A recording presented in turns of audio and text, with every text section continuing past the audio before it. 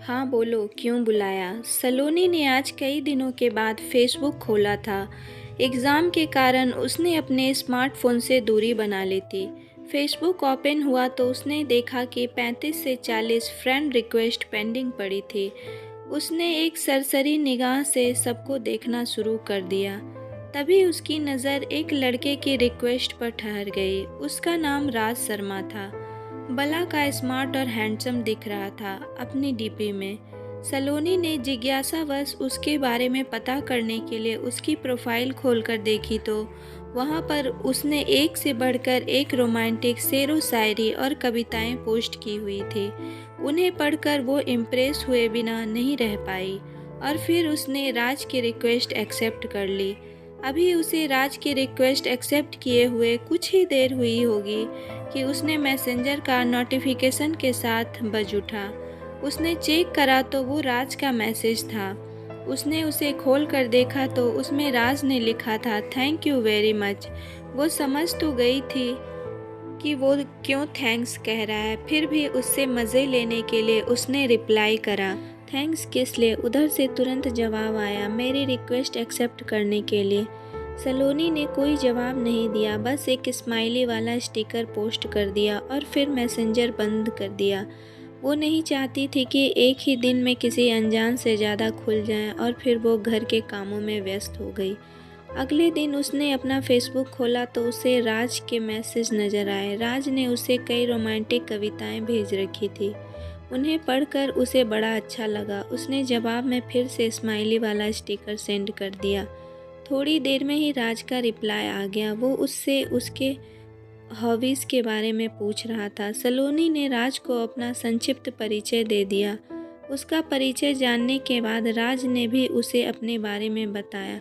वो एमबीए कर रहा है और जल्द ही उसकी जॉब लग जाएगी। और फिर इस तरह से दोनों के बीच चैटिंग का सिलसिला चल निकला।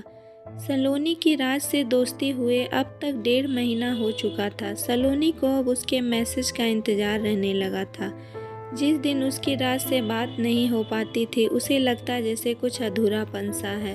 राज उसकी ज़िंदगी की आदत बनता जा रहा था। आज रात फिर सलोनी राज से चैटिंग कर रही थी। इधर उधर की बातें होने के बाद राज ने सलोनी से कहा, यार हम कब तक यूं ही सिर्फ फेसबुक पर बातें करते रहेंगे? यार मैं तुमसे मिलना चाहता हूँ, प्लीज़ कल मिलने का प्रोग्राम बनाओ ना। सलोनी खुद भी उससे मिलना चाहती थी और एक तरह से उसने उसके दिल की ही बात कह दी थी। लेकिन पता नहीं क्यों वो उससे मिलने से डर रही थी। शायद अनजान होने का डर था वो सलोनी ने यही बात राज से कह दी। अरे यार इसलिए तो कह रहा हूँ कि हमें मिलना चाहिए। जब हम मिलेंगे तभी तो एक दूसरे को जानेंगे। राज ने उसे समझाते हुए मिलने की जिद की। अच्छा ठीक है, बोलो कहाँ मिलना है, लेकिन मैं ज़्यादा देर नहीं रुकूंगी वहाँ। सलोनी ने बड़ी मुश्किल से उसे हाँ की। ठीक है, तुम जितनी देर रुकना चाहो रुक जाना, राज ने अपनी खुशी छिपाते हुए उसे कहा। और फिर वो सलोनी को उस जगह के बारे में बताने लगा जहाँ उसे आना था।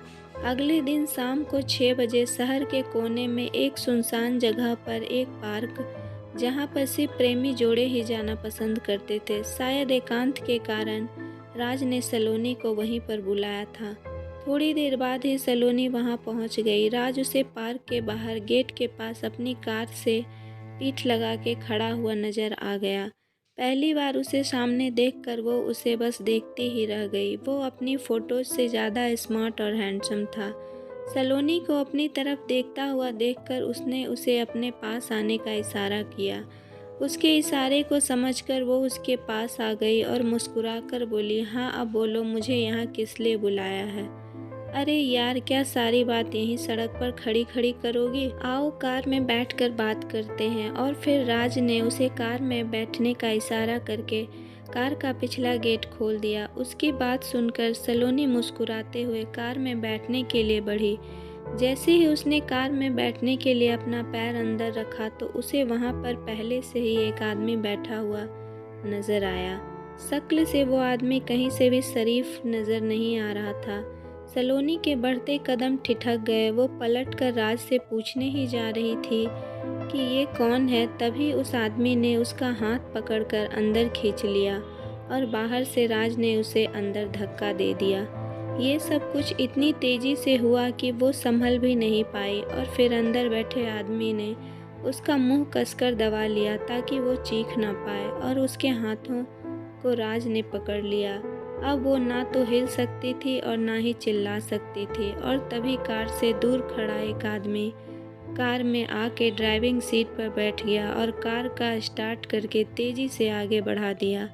पीछे बैठा आदमी जिसने सलोनी का मुंह दबा रखा था वो हंसते हुए राज से बोला, वाह भाई वाह, मज़ा आ गया, आज तो तुमने तगड़े माल पर हाथ साफ किया है।